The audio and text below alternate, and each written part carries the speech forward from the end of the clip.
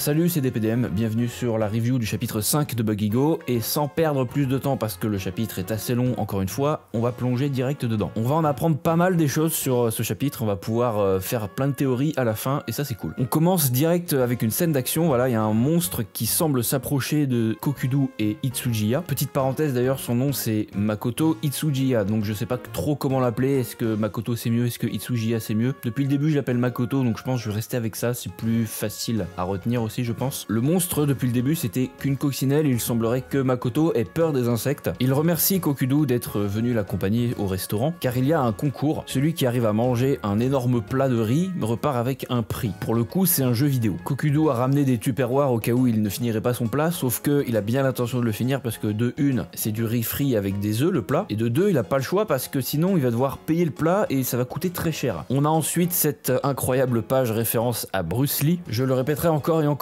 mais le style artistique du mangaka est quand même excellent. Il y a un peu un côté pas malsain mais un peu dérangeant du fait de voir des pages très réalistes comme celle-là, mais c'est un peu ce qui donne à Bug-E-Go son côté unique. Et en parlant de pages réalistes, il y en a une juste après où Makoto et Bruce Lee en arrière-plan sont en train de chialer. Pourquoi? Eh bien parce que dans le riz il y a des petits pois, sauf que sur le flyer décrivant le concours, en tout petit il y a écrit la photo est juste là pour montrer le plat, mais c'est possible que les ingrédients diffèrent de la réalité, comme quand ton burger McDonald's ne ressemble pas du tout à la pub. De plus, si tu ne finis pas ton plat, eh bien prépare-toi à raquer 5000 yens. Ça serait que ça encore, ça va, mais il a oublié son portefeuille le pauvre, donc il a intérêt à finir, sinon il va avoir de gros problèmes. Il ne l'a pas vraiment oublié, il l'a volontairement pas pris, parce que c'est censé être un life hack qui n'existe pas, hein, c'est juste un truc pour se booster un peu lui-même. Il s'est dit que s'il n'avait pas son portefeuille, il se sentirait obligé de finir, donc il n'aurait pas le choix de gagner le jeu vidéo. Il n'y a plus trop le temps de réfléchir, il se lance à manger le plat, sauf qu'il y a les petits pois qui commencent à lui murmurer des petits mots, en mode tu devrais avoir honte de pas avoir mangé tes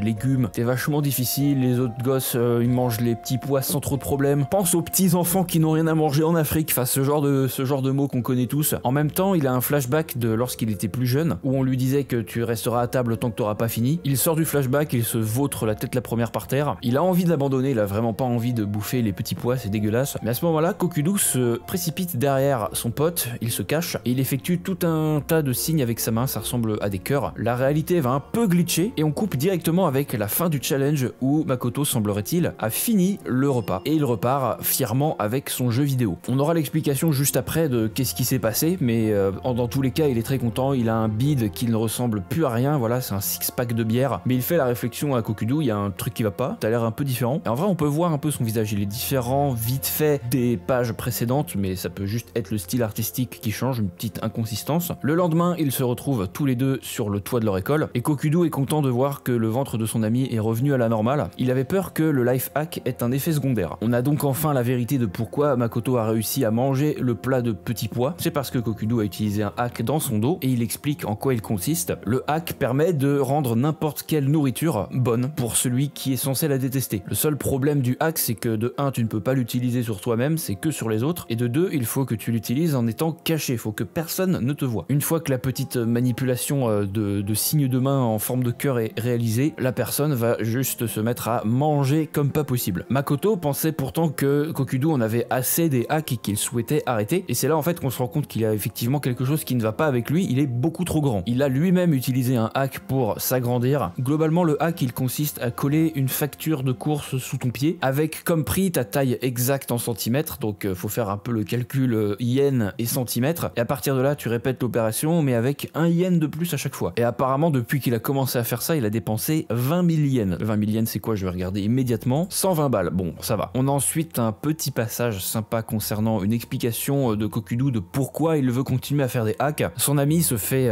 embarquer dans tout un tas d'histoires et de hacks trop facilement, il ne sait pas pourquoi. Il semblerait qu'il soit attiré vers eux. Il pense donc que au lieu d'éviter les hacks, il vaudrait mieux les tester et faire des recherches afin de prendre des contre-mesures. Afin de faire face à eux, il faut mieux les comprendre, car après tout c'est lui qui a entraîné son ami là-dedans. Et justement il y a quelque chose que je ne comprends pas, il parle de contre-mesures, sauf que dans son bouquin où sont inscrits tous les life hacks, il y a les contre-mesures. Vu qu'il a la connaissance on va dire absolue des hacks et de qu'est-ce qu'ils font et comment les contrer, il a juste à regarder dans son bouquin et puis c'est fini. Peut-être qu'il veut voir quels sont les bons life hacks et quels sont les mauvais life hacks, même si pour l'instant j'ai l'impression que tous les life hacks ont un effet secondaire négatif. Enfin bref, bref, Makoto prend Kokudu par le callback. Je pensais que t'en avais marre des hacks, qu'est-ce que t'es en train de faire là? Au final ça me va, je t'accompagne dans ta quête, je t'en veux absolument pas pour tout ce qui s'est passé. Dernière partie de ce chapitre, on coupe avec Makoto qui se rend chez des amis à lui, chez la fille qu'on a vue au dernier chapitre et son petit frère. Le petit frère de la fille n'aime pas le lait et il va vouloir utiliser le hack pour aimer la nourriture. D'ailleurs j'aime beaucoup ce passage, il dit que t'as 9 ans mais attends c'est 52 ans en année de chien tu vois. Il y a un mec sur le Reddit, il a dit mais votre honneur, pour ma défense elle avait 52 ans en année de chien. Je ne pense pas que cette excuse passe devant le juge, d'accord? Il va faire diversion, il va dire qu'il y a un alien par ici et pendant qu'il regarde ailleurs il va faire tout un tas de symboles de cœur avec ses mains et le petit frère tout d'un coup se met à aimer le lait. Le life hack a bel et bien marché. On coupe une nouvelle fois avec Makoto qui joue à son nouveau jeu vidéo fraîchement gagné et on le surprend en train de manger des sachets de petits pois. Genre vraiment beaucoup de petits pois. On sait qu'il aime pas ça mais le life hack ça fait un jour qu'il s'est produit, alors est-ce que les effets secondaires restent pour toujours? Il a une nouvelle fois un flashback avec l'un de ses copains de son école. À la cantine il devait finir leur repas avec des petits pois sauf qu'il n'aimait pas ça. Il lui a donc donné une astuce en attachant un espèce de petit pot sous son poignet et mettre tous les petits pois que tu n'as pas mangé dedans. Il commence alors à se faire la réflexion que avoir utilisé un hack sur le petit frère de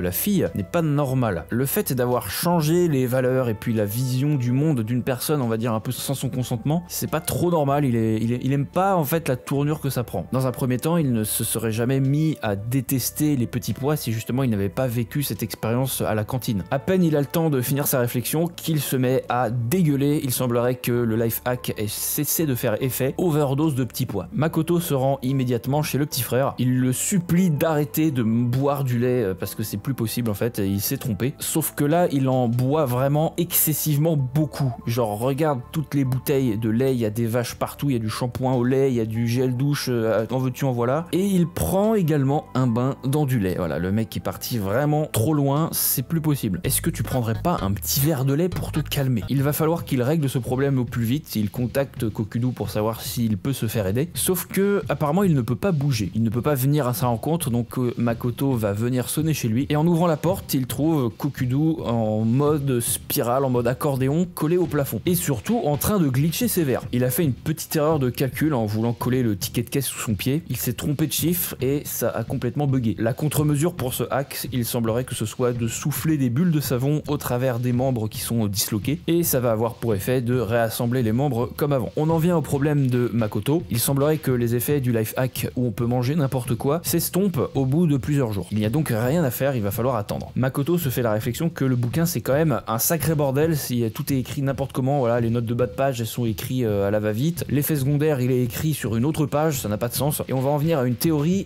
juste à la fin, le chapitre est bientôt fini. Pour les dernières pages du chapitre, on les retrouve tous les deux en train de souffler des bulles sur une balançoire. Makoto va alors lui proposer de faire équipe pour faire la chasse au life hack. Comme ça, ils ne prendront plus de décisions seuls, voilà, ils agiront toujours à deux pour éviter les problèmes. On termine le chapitre comme il a commencé avec Makoto qui a peur d'une coccinelle. Il n'a pas vraiment de réaction exagérée cette fois-ci, il est juste un peu paniqué. Ou pas au final, parce que je viens de remarquer qu'il avait des étoiles dans les yeux et un petit filet de bave en mode miam miam. Pourtant il a gerbé avec les petits pois, mais peut-être que l'effet n'a pas totalement disparu et qu'il aime beaucoup les coccinelles. Et il trouve un nouveau nom pour son équipe, la Confédération des Hackers, aka Hakon. Fin du chapitre, très intéressant et c'est parti pour les théories. Je reviens sur ce que j'ai dit il y a quelques dizaines de secondes avec le bouquin qui est très mal écrit. Il y a quelqu'un sur le subreddit BugEgo qui a fait une théorie. Le bouquin avec tous les life hacks décrits, en fait, ça serait soit Kokudu, soit Makoto qui a écrit ce carnet, mais dans une timeline différente. Ça peut être un peu tiré par les cheveux, mais dans le chapitre 4, donc le chapitre précédent, Makoto se rend donc dans une espèce de musée, un espèce de marché, et il trouve un stickers avec écrit en dessous, cela existe aussi dans un univers parallèle. Et ce stickers là, en fait, on le retrouve sur le carnet de Kokudu. Est-ce que ça veut donc dire que si ce petit stickers existe dans d'autres univers parallèles, hein, c'est carrément écrit ça, une version alternative des deux personnages n'aurait pas du coup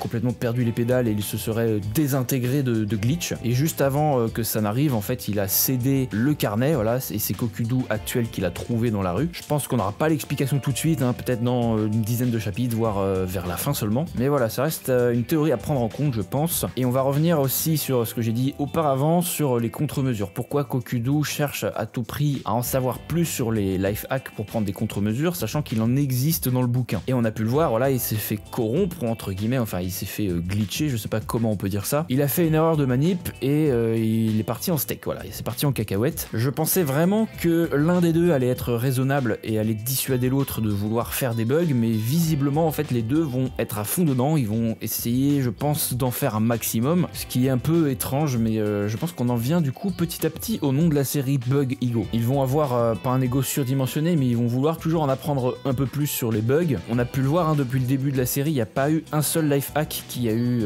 un effet positif. Ils ont tous un effet un peu random, mais il y a souvent des effets secondaires négatifs. Sauf au chapitre 1, on a pu le voir que Kokudo avait fait une série de life hacks sans trop de problèmes, on va dire, genre remplacer un parapluie ou attirer les chats, tu vois, ou contrôler la poussière en suspension dans l'air. On n'avait pas vu d'effets secondaires négatifs. Il a donc déjà fait beaucoup d'expériences sur d'autres life hacks et il a pu voir que ça n'avait pas forcément d'effets secondaires négatifs. Il veut peut-être tester tous les life hacks, même s'il y a écrit des contre-mesures, au moins il veut tester pour voir si c'est bel et bien néfaste. Surtout, il y a d'autres personnes qui sont victimes des life hacks sans s'en rendre compte. Par exemple, le mec qui ressemble à un gorille dans le chapitre précédent, il s'est fait capturer par la statuette. Et sans l'intervention de Makoto et Kokudo, il serait resté piégé ici pour l'éternité. Je pense donc qu'ils vont utiliser, on va dire, à bon escient les life hacks, ou du moins trouver les contre-mesures nécessaires afin de sauver peut-être des gens. En tout cas, je commence à penser que les deux vont rester avec la tête sur les épaules. Voilà, ils ont pas envie de se foutre dans un bourbier pas possible, mais c'est possible, encore une fois, qu'un autre personnage qu'on n'ait pas encore vu arrive et commence à abuser de fou des life hacks. Un peu comme le mec dans le chapitre 2 qui s'est introduit dans le rêve lucide des deux persos. Qu'est-ce qu'il foutait là? Est-ce que c'était une vraie personne ou est-ce que c'était juste un cauchemar